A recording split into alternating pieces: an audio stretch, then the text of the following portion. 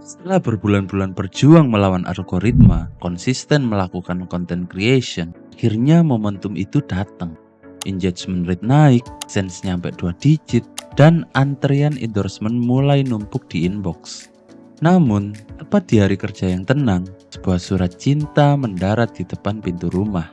Isinya bukan plakat penghargaan, melainkan tagihan pajak beserta denda akumulatif karena dianggap tidak melaporkan pendapatan selama 2 tahun terakhir.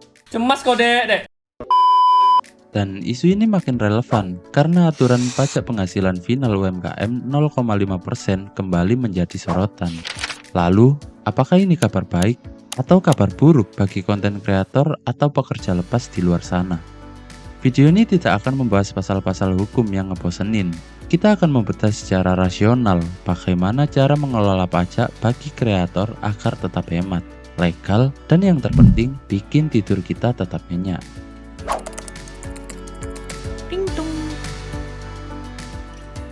Mari kita luruskan terlebih dahulu kesalahpahaman kolektif ini. Ada anggapan bahwa jika kita tidak bekerja di gedung perkantoran dan tidak memegang slip gaji bulanan, maka kita berada di luar radar sistem perpajakan. Mitos bro, mending percaya Mama Gufron daripada percaya pemerintah. Mas kodi akalia maaf. Ala kayenaka syudulu maaf kodina. Secara regulasi, setiap penambahan kemampuan ekonomis dari manapun sumbernya adalah objek pajak. Di dunia industri kreatif, sumber pendapatan kita sebenarnya cukup kompleks. Mulai dari AdSense, affiliate, endorsement, sampai dengan jasa editing video untuk channel lain. Namun, sistem pelacakan digital kita saat ini sudah sangatlah canggih. Jadi, bersikap tidak tahu bukanlah survival strategi yang baik. Kabar baiknya, otoritas pajak juga memahami bahwa industri kreatif ini membutuhkan kos operasional yang tidak sedikit. Kita harus berinvestasi pada kamera, memperbarui lighting, hingga menyewa studio khusus. Oleh karena itu, negara menyediakan 2 skema legal yang bisa dipilih. Tugas kita adalah memilih mana yang paling profitable.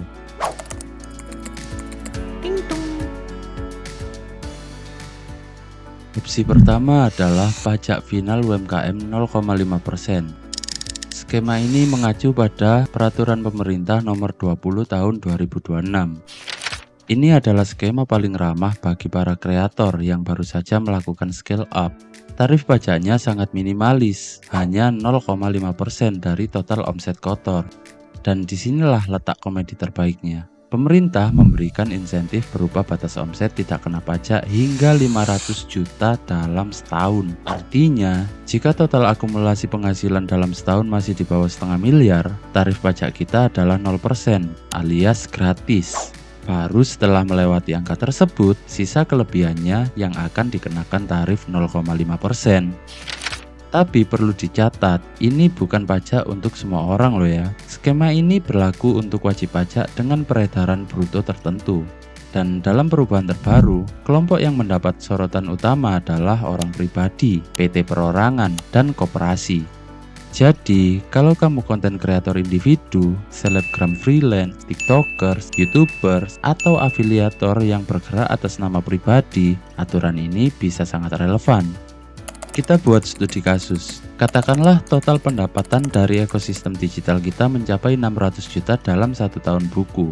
Dari total 600 juta, kita kurangi hak subsidi kita sebesar 500 juta. Maka sisa omset yang sah untuk dipajaki hanya 100 juta. Jika dikalikan tarif 0,5%, maka total pajak yang wajib disetorkan hanya 500.000 saja dalam setahun.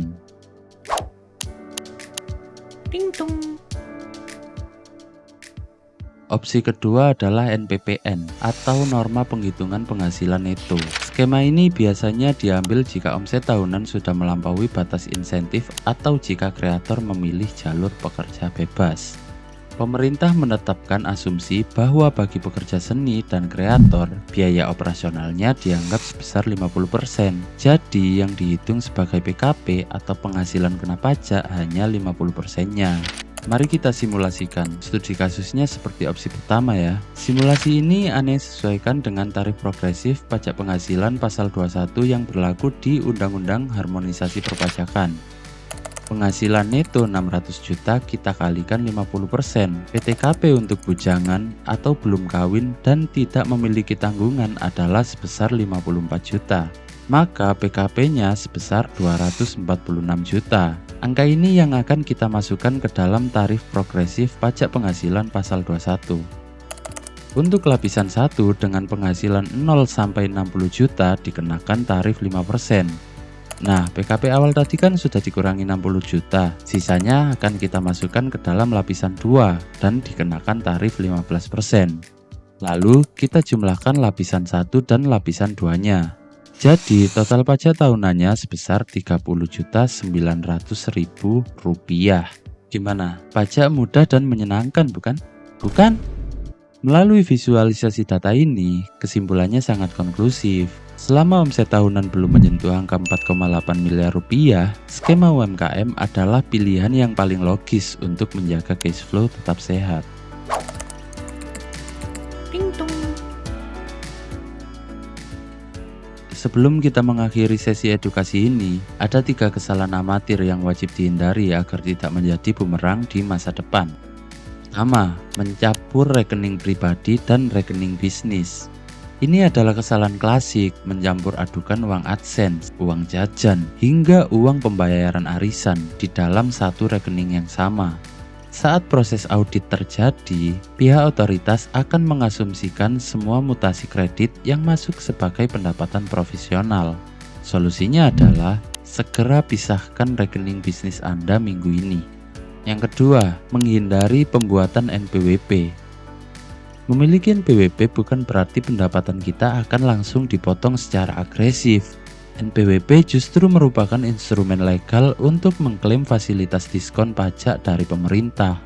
Tanpa NPWP, brand yang kerjasama dengan kita justru diwajibkan memotong pajak 20% lebih tinggi dari tarif normal. Dan yang ketiga, absen melakukan rekapitulasi bulanan.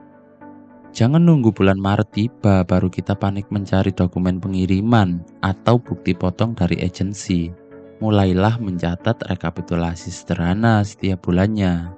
So, bakso, kesimpulan yang bisa kita ambil adalah menjadi kreator yang sukses tidak hanya diukur dari seberapa banyak video kita yang FYP.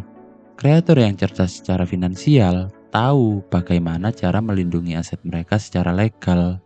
Dengan merapikan aspek perpajakan, kita tidak perlu lagi merasa cemas setiap kali ada email masuk dari instansi resmi. We walk the talk, stay legal, and stay safe. Terima kasih sudah menonton sampai akhir. Sampai jumpa di video selanjutnya. Ting tong.